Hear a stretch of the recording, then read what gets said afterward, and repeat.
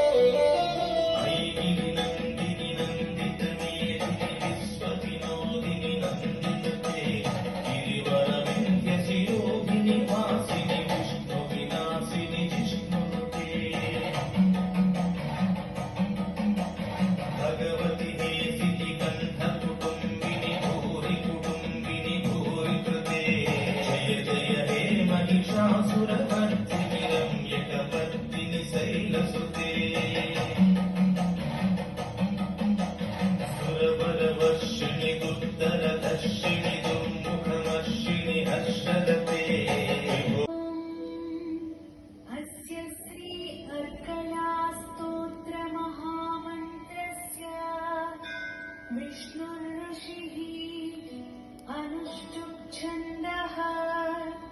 श्रीमहालक्ष्मीर्देवता श्रीजगदम्बा प्रीतये सप्तसती पाठाङ्गत्वेन जपे विनियोगः।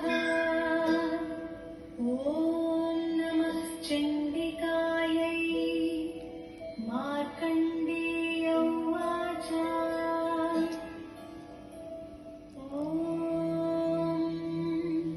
जय त्वं देवि चामुण्डे जय भूतापहारिणी जय सर्वगते देवी कालरात्रि नमोऽस्तुते।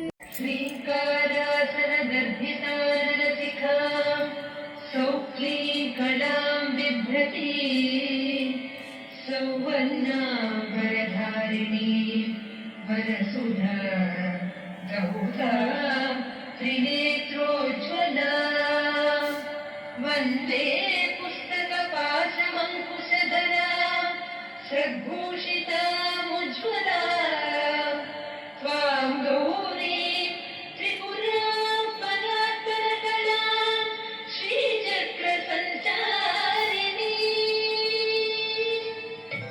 ॐ ऐं ह्रीं श्रीपीठे सुरपूजिते शङ्खचक्रगदाहस्ते महालक्ष्मी नमोऽस्तुते।